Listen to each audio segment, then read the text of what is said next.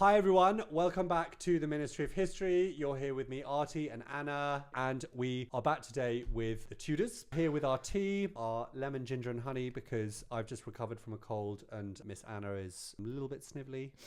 Also because it's February here in Berlin, and you know what they say about February? It's f***ing cold. Is that what they say? Putting it delicately. Yeah, but you know, the mood, the darkness definitely suits the story we tell today. Yes, which is the Mary story the of First. Mary the First. So, known as Bloody Mary. I don't know. Do you want to hear a really fun fact? What? You know the drink Bloody Mary? Bloody Mary, you know, tomato juice, vodka, Oh, yes, sorry, Tabasco, yes, yeah. Tabasco, Yes, Tabasco, yeah. Worcestershire sauce. Guess why it's called a Bloody Mary? Because it's got tomato juice in it. Because it's the blood of the Protestants. Oh, and it was invented back in Tudor times. Yeah, that's what Mary the First. Yes, because she had so many Bloody Marys. That's why she's called Bloody Mary. Yeah, because she was had actually so an many Bloody alcoholic. Marys. Yes. And because she Yeah. just loved her Bloody Marys. Exactly. But yeah, it's named after Bloody Mary, some say. But I'm going to roll with Because it. she used, instead of tomato juice, she used The actual blood of Protestants. Exactly. And it's got a bit of a kick to it. Yes, I hear that. That's why always such We a should, kick. next time we're well, we'll sit here with a Bloody Mary instead. But with blood from Protestants instead of tomato juice. Exactly. Cool. Okay, so Mary I, she was England's first queen regnant, which means a queen who rules in her own right, because actually up until then, all queens in English history had actually been queen consorts, which Queen consorts, yeah, exactly. which means that they didn't actually really have any actual power. Yeah. I mean, there was almost a queen or Empress Matilda Yes. a few centuries before, but that kind of went to pieces with the outbreak of a civil war. So we finally have a queen in her own right on the throne, which obviously, I think, to be honest, more so by historians since the 1800s, there's been a real emphasis on gender. Yeah, in regards to her being the first queen. If there wasn't that much, people at the time were not actually really, they were quite happy to accept her being queen. Queen regnant, that is. Obviously, there was that whole Lady Jane Grey thing, which we'll get into. But basically, yeah, she took the throne because she had the public support. And no one kind of really batted an eyelid about her gender at the time. For sure. And yeah, I mean, we maybe start with background information. Obviously, she was born in 1516 to Catherine of Aragon and Henry VIII. And was the fifth child and only surviving child. Only surviving child. But I think this gave her very early years a lot of happiness, so to say. I think Henry VIII adored her. Yeah, he used to say that she was his pearl in the world. Ooh. Yeah, and also he used to show her off to courtiers and say she never cries. Yeah. And he was really proud of that. Basically, yeah, she is essentially treated as the heir. Yep. When she's growing up. Absolutely. She has a fantastic education. You know, there were accounts of her playing the harpsichord at 4 years old. Before the thing that came before the harpsichord, the virginals. The virginals for visiting French dignitaries, I believe. Yes. Yeah. So very accomplished. Almost actually, if we think about the education that Edward VI later got, she wasn't far off. No, it's very, true. Very education. She got, she got educated in Latin, French, Spanish. Well, she was half Spanish, so Catherine of Aragon obviously wanted her to speak Spanish. Music, dance, and possibly Greek. And I think, to be honest, what I think her parents were doing, specifically Catherine, because I think Catherine really wanted to make sure she was ready to take the throne. Yep. She wanted her to have a princely education. Absolutely. So, and I think we can't forget this when we kind of analyze Mary's reign. She was, in a way, really well placed to rule. And she was given this like princely education. She was presumptive. She was definitely a real focus point because there is obviously a big gap between her, so Henry's only child, before the birth of Elizabeth. Yeah. You know, she was very much like the senior sister. Yes. So for that time period, she had the sole focus of the King of England. No, but then also the rest of Europe. She was essentially the most eligible princess. She was. And what I find so interesting about her, which again goes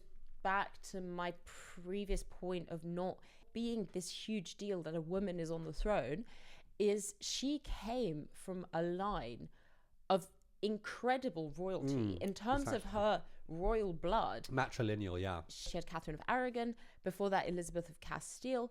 And this is a very, very strong royal bloodline of queens.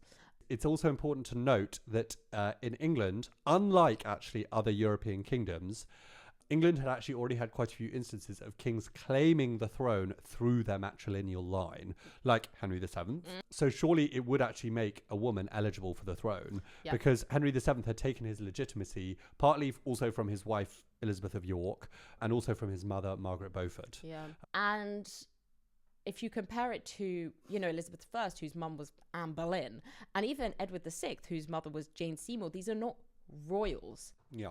No matter how, aristocratic they are not from royal bloodlines. Whereas Mary I not only has the Tudor line in her, she has the Spanish line, which is a huge empire, the Holy Roman Empire, which is an incredible kind of foundation for becoming queen. Yes, definitely. And that means that she, at just 2 years old, was betrothed to Francis, the Dauphin of France, but then the contract was dissolved in 1522, so nothing became of that.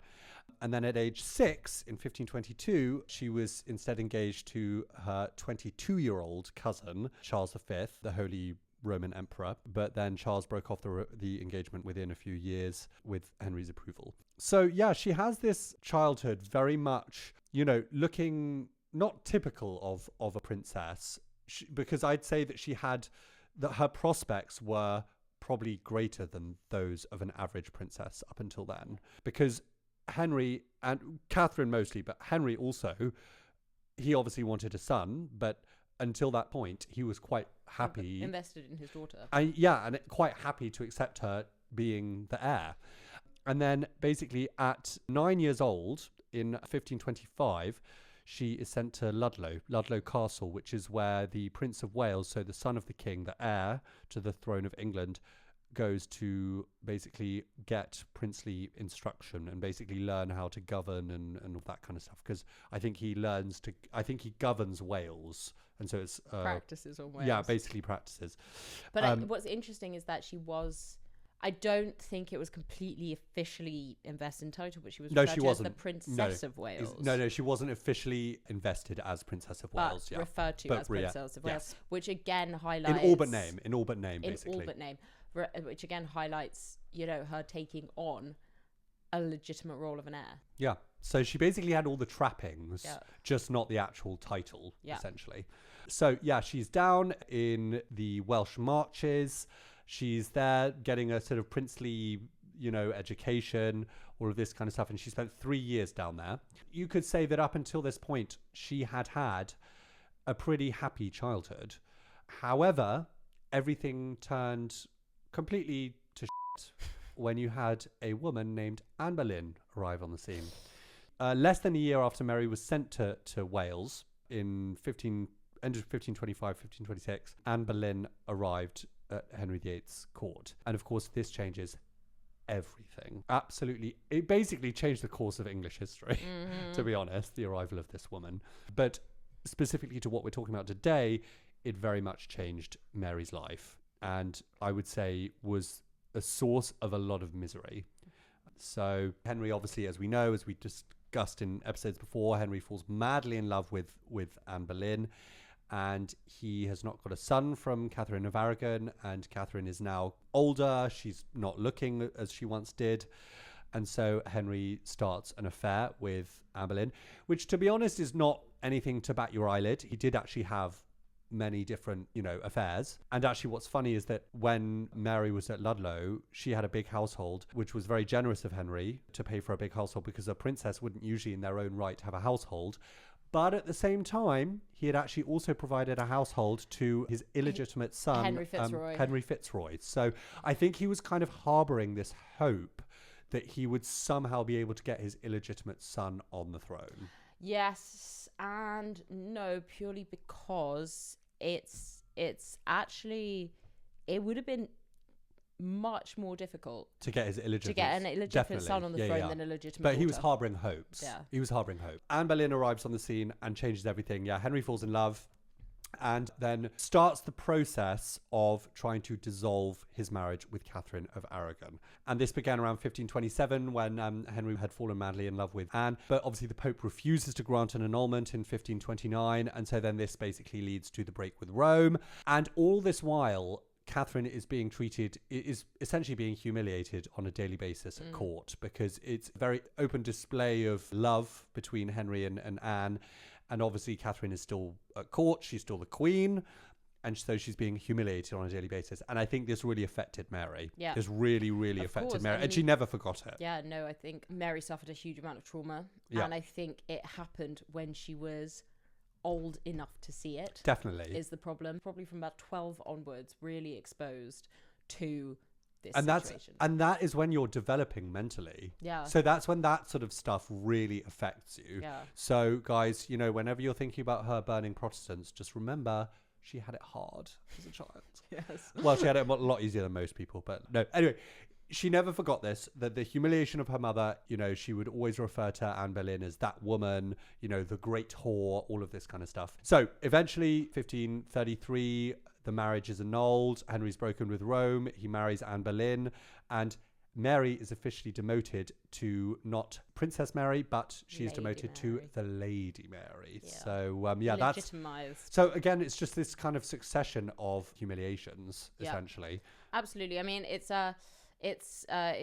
goes to show later as well, when this idea of going from heir apparent to then being illegitimate is and that's again really, a big thing. Really, and Henry wanted intense. to sign a document acknowledging that her mother's marriage had been illegitimate, because the reason why he argued for the annulment is because he said it was because Catherine of Aragon had been married to his brother Arthur. It is called incestuous illegality. Yes.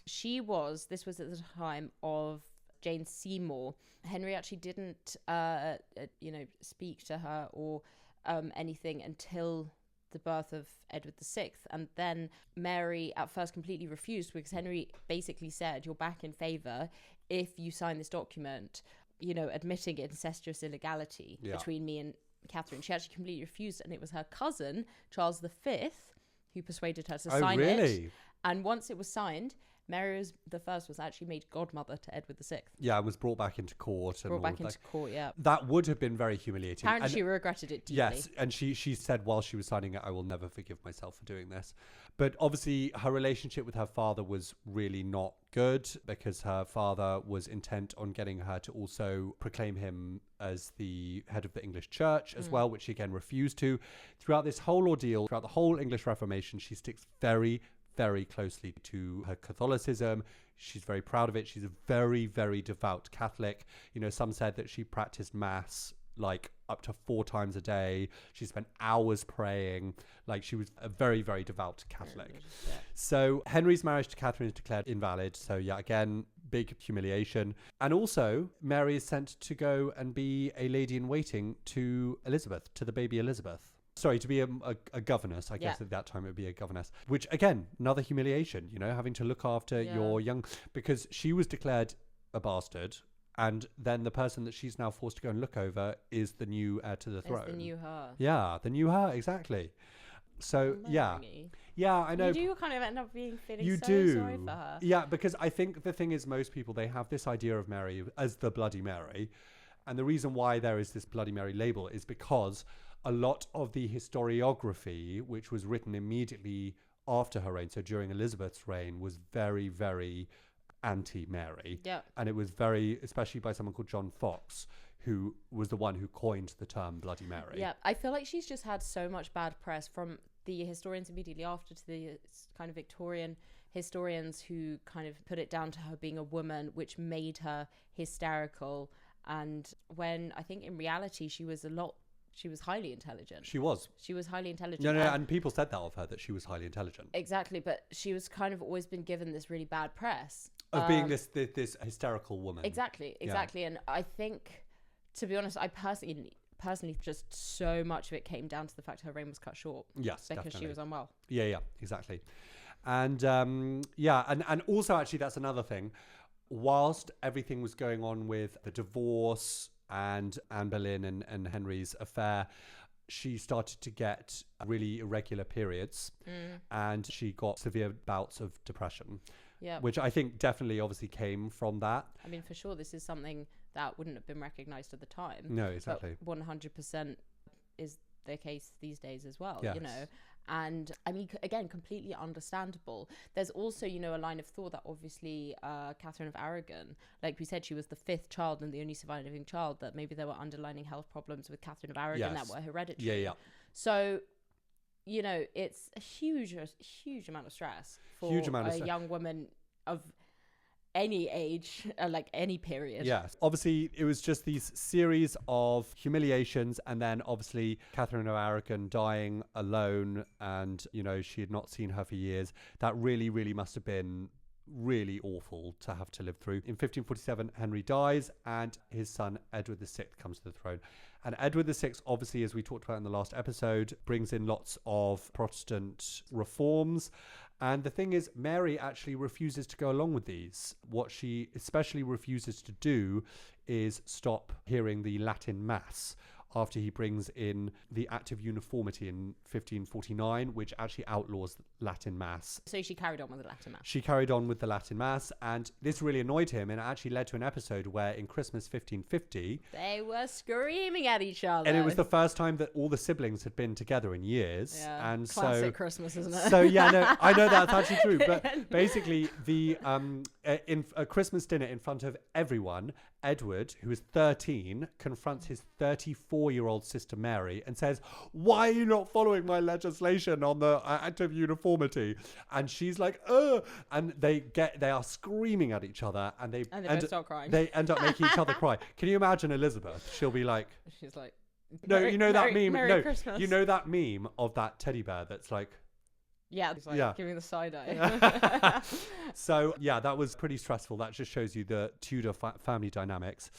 But anyway, so in 1553, Edward dies, and obviously he has left the throne, not to Mary, who is in the line of succession, was restored to the line of succession by Henry VIII. And he tries to go around this by making a new device for the succession and actually leaves the crown to Lady Jane Grey. However, it was not passed by Parliament. Well, this goes back to the whole concept of legitimacy, doesn't it? Like, Yes. Mary, the first direct daughter of Henry VIII, is a lot more legitimate than Lady Jane Grey. Yes. And Also because she has the name Tudor, she's the daughter of Henry VIII, but then also was put through on legislation passed through Parliament saying she was in the line of succession. Absolutely. And obviously it had been very kind of rushed putting Lady Jane Grey into the will, and also it was too, I mean, we discussed this last episode, that it was too vague, kind of saying Lady Jane Grey and her sisters and their sons and her heirs male, and their heirs male. It's like, okay, so you could vaguely have like 10 heirs, or you could leave it to the one legitimate heir. But the writing is literally that upwards thing, and then and her. It's like a very kind of what you did at school if you forgot to put in an yes, and exactly. All, like. And it's a very rough document, handwritten document. But so yeah, not very legitimate. When Edward was dying, he ordered Mary to come to London because she'd actually been spending pretty much the whole of his rule up in Suffolk. Oh, and also she did actually consider escaping. In July 1550, before the Christmas episode, because of increasing pressure of the Reformation being accelerated by Edward, Mary actually planned to flee England and seek sanctuary with Emperor Charles V on the continent. But as she was preparing to leave, she reportedly experienced intense mood swings, alternating between firm determination to leave and deep sorrow over the potential loss of her claim to the throne. And so in the end, she chose to remain, because obviously if she left, she would be cut out by Parliament. So she senses a trap, because on her way down to London, after she's been ordered down there on the 2nd of July 1553, she's riding down and she comes across a courtier who's riding the other way, and he's a supporter of her and says it's a trap. So she goes back to her estates in East Anglia and she starts gathering supporters. Yeah. So you have then obviously the disputed reign of Lady Jane Grey, who's proclaimed on the 10th of July. But then obviously Mary, she's gathering lots of support. She marches down to London and she's met by her sister Elizabeth. She enters into London and takes the crown. She's received by cheering crowds and she takes the crown without any resistance. Yeah. So that's the first kind of win for Mary, and yes.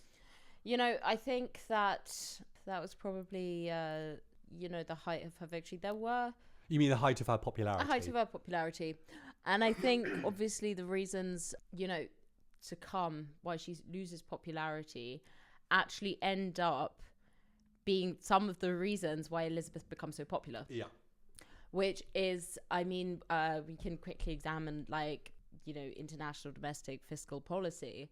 But this is what is a little bit frustrating about the perception of Mary, that actually a lot of things that she did only bore fruit to under Elizabeth. And I mean, even if you think about this whole obsession with succession, you have Mary the First, who is like, right, I want to create a good succession, I want to marry, I want to tapping into this whole empire idea. Spain has a huge empire. I'm half Spanish. Let's latch on to the most powerful country and rebuild our economy. Yes. She does that, and it's treated a disaster. It's a complete disaster.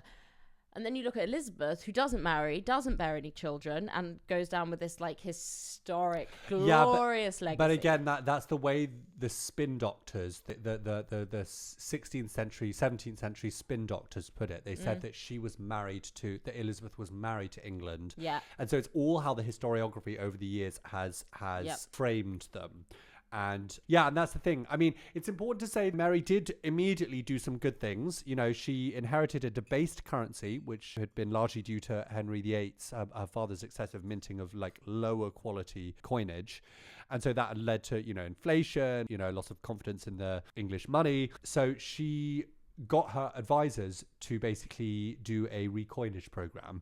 And so these would bear fruit, but only eventually under Elizabeth I. None of this stuff happens overnight, does it? Very unfortunately for Mary. Yes. And even though her reign was short, her policies stabilized England's finances and reducing the crisis it inherited from previous monarchs. Yeah. She also massively accelerated the expansion of the Royal Navy.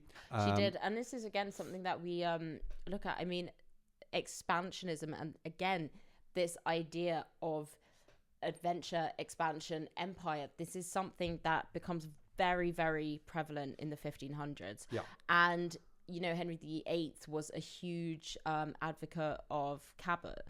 And Mary I invested much more than Edward did in something like the Navy. You had Philip and Mary, the finest ship in the seas and everything. And then we fast forward to Elizabeth, who defeats Spain with the Spanish Armada. But Mary investing so much time into military and naval expansion. She invested into overseas exploration. Yeah. And again, this concept of Britain as an empire was definitely put into motion with her on the throne. She was half Spanish. I mean, the Holy Roman Emperor Charles V's lands stretched from Southern America all the way across the globe. And England was, especially after the excommunication from Rome, England was getting less and less relevant. Yeah. So in terms of putting England back on the map, Mary I, by marrying Philip II of Spain, by investing in military and the Navy, by trying to get fiscal policy in order, she is doing a good job here. Yes, definitely. One of the things you do have to remember when you're talking about Mary I is that she did actually at least start a lot of very good initiatives, but which ultimately only bore fruit under Elizabeth I, and she obviously then ended up taking all the credit. But you're right to say that her marriage to Philip of Spain, as you said earlier, was a bit of a disaster, because the thing is, when he married her, when he met her for the first time, he definitely was not attracted to her. She was enamored. She fell passionately in love with him. Enamored. Yeah, and she was really into him. Really into him, and he was really not. And they got married. So chose Philip of Spain because, it would be a Catholic marriage. But she did have opposition from Parliament. Parliament did actually try to block it, and it did actually lead to the Wyatt Rebellion in 1554, which itself a failed Protestant rebellion, which actually then led to the execution of Jane Grey, because originally Mary was going to spare Jane Grey's life, but after the failed Wyatt Rebellion, where Protestants tried to rebel against Mary's authority, she knew that she couldn't allow this banner. She couldn't allow Jane Grey to be like a rallying point for Protestants. Exactly. I think at this point, England had been isolated from Europe for such a long time that Brexit? Literally, that xenophobia was ripe. Brexit. Oh, you mean we're talking about 1500s? Brexit. Oh, I thought we were talking about Brexit. Xenophobia is ripe. People do not want Catholic Spanish interference in something that for the last 40 years has been blooming. Exactly. And so that's why it's a shame, really, because Mary, essentially by marrying Philip against the advice of a lot of Parliament, she does away with a lot of goodwill of the English people because, as I say, they don't want to be ruled over by... Because the thing is, Philip, he doesn't get right to rule in his own right, but he can issue orders. But he had to sign a declaration that if him and Mary die childless, he will not have access to the throne. But having said that, Mary took it a bit too far because she really pushed for him to have King Philip of England. Yeah, because this is ultimately what actually Prince Albert ended up having a problem with, because he wanted to become... Victoria wanted him to become King Albert, but Parliament wouldn't allow it because it would make him... Exactly. So basically, they marry, and she's obviously madly in love with him. And in September 1554, Mary stopped menstruating. So, obviously back then that would have been, she's pregnant. Yeah, and she had morning sickness and she started gaining weight. And actually her stomach even started to grow as if she was pregnant. And so she entered seclusion in April 1555. But by May, no baby had arrived. And Mary actually continued to exhibit signs of pregnancy until July 1555, when her abdomen receded. And so it is what most historians believe was a false pregnancy. Yeah. Can you imagine, again, another humiliation? So after this, she was again humiliated and went quietly back into court life, literally from one day to the next. Yeah. So, and obviously, as you can imagine, Philip himself was also humiliated, and he had to leave in August that year to go and lead his armies against France in Flanders. I think as well this was a disappointment to Mary, one, because throughout her whole reign, he's actually very absent. Philip isn't around very much. He is kind of hoping that he would be a big force in restoring Catholicism in England, but actually the reality of it is he wasn't a particularly good husband. He spent a lot more time battling for the Spanish Empire and probably having affairs. Probably, in fact, definitely having affairs. But she lacked support, both, I don't know, personally and professionally, as queen. Husband's AWOL, phantom pregnancy, has to carry out these Catholic reforms. And I mean, she takes a very, very hard line. Maybe it's because she feels it's the one thing she can control. Well, no, exactly. And I think it's also because all of this stuff, her phantom pregnancy, was God's punishment for her having allowed heretics. Because it's important to stress that at the beginning of Mary's reign, in 1553, 1554, she realised the situation. She was like, right, it's unrealistic to expect that everyone's going to become Catholic again. Let's just try and all get on. And because also a lot of her council were actually Protestant. It was only after her phantom pregnancy that she then actually became quite... like almost schizophrenic in a way that was, Well, no, but the thing is, when you say it like that, you can understand it because she had a horrible, humiliating time, with Henry, and then also she just did have a difficult time, and then the phantom pregnancy, and then Philip leaving, just all these humiliations. Yep, for sure. So I think she wanted to control the controllables, and the fact was she could reinstate Catholicism in England. She could or she couldn't. She could. She went about it. She reinstated Catholicism. She went back to the Pope. She repealed the Act of Supremacy. She started at least. She started to repeal all of the monastic lands in England that Henry had taken away when he dissolved the monasteries. Yes. They were owned by nobles now, weren't they? They were owned by nobles, and this was a huge problem because they were propping up her regime. I mean, these nobles obviously didn't want to give back their land. They had huge vested interest. But they were the ones propping up her This rule. Obviously prevented full restoration, but this is why Mary goes so ham on Protestantism, because she doesn't even have like I said, the only thing she can control. And so obviously, she was determined to undo these Protestant reforms. But I will say, I think I disagree with you. I think I think it was too late to save Catholicism. I think that because the seeds of reform had been planted, I think there was no going back. Yeah. I think personally, I think she could have rolled if she'd reigned longer. She could have rolled it back a bit. Yeah. But I think it wasn't going to change. It was too much too soon trying to. I mean, realistically, if she'd had a long rule like Elizabeth I, yeah, of course. Yes.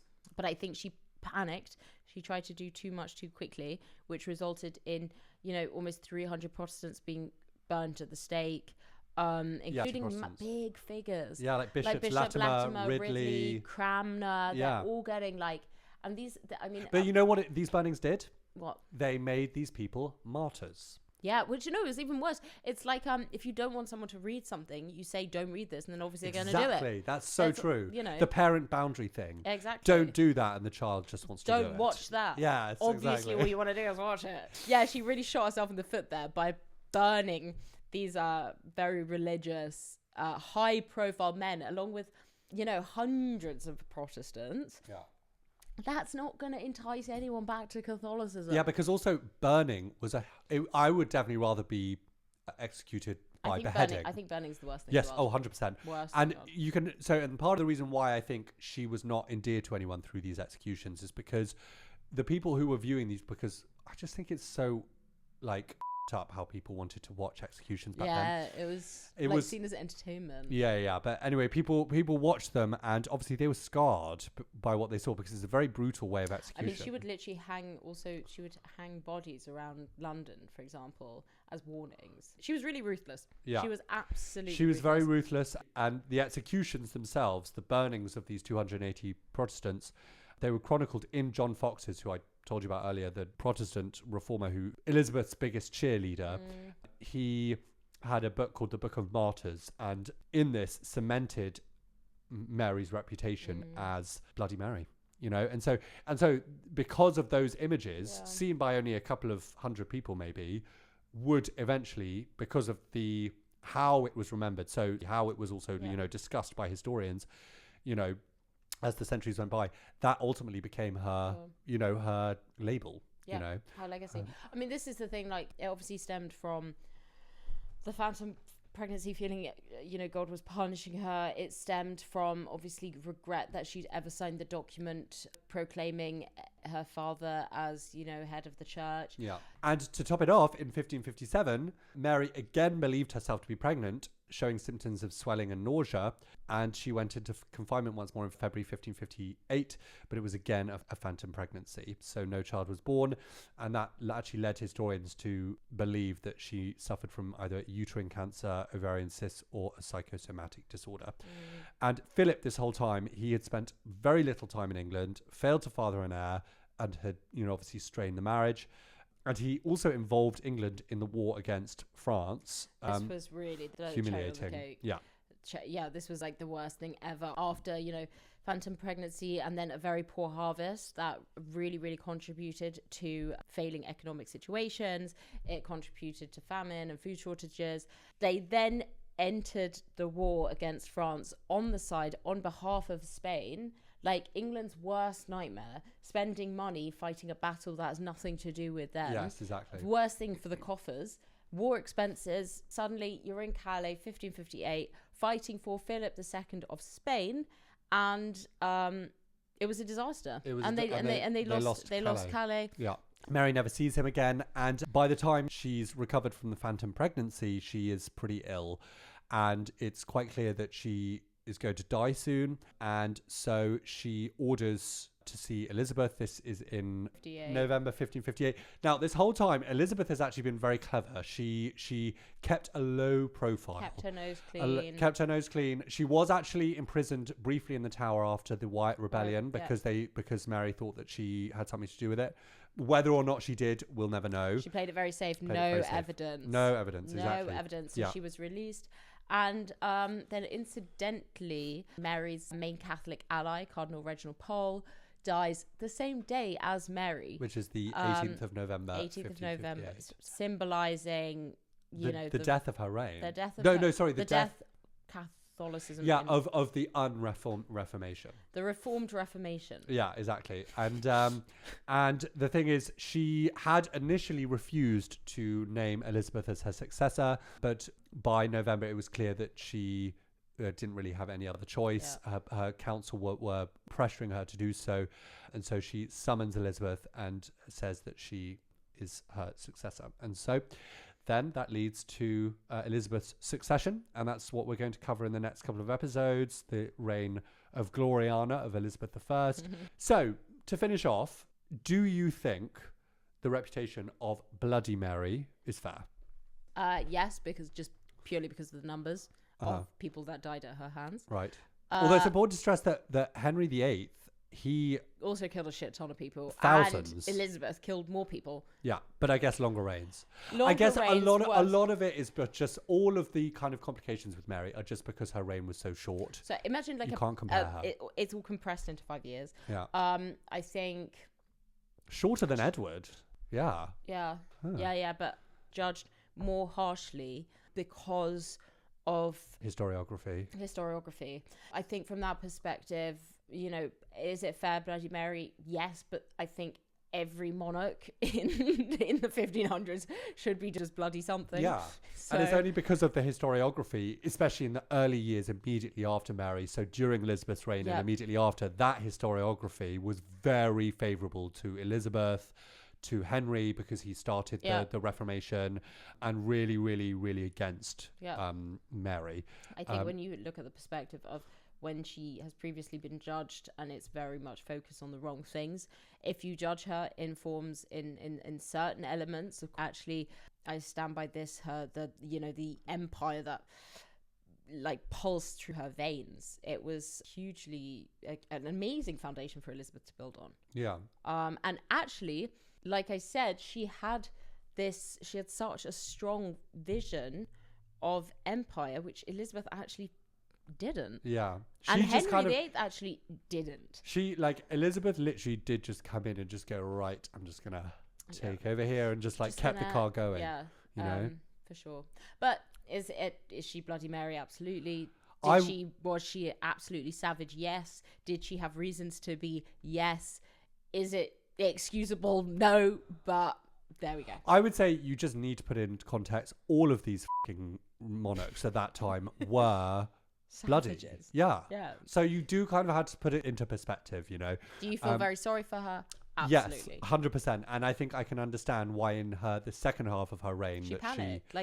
That's maybe also where this hysteria comes from. I mean, there's only so much humiliation one person can take. Of course, yeah. It's tough. Yeah, no, poor thing.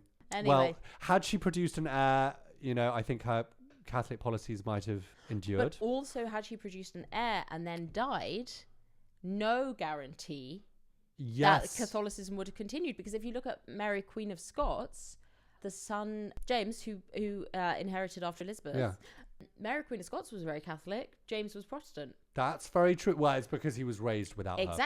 Exactly. So even if Mary I had produced an heir, if Mary I had then died with Philip absent, either this prince or it would have been a regent. So who knows?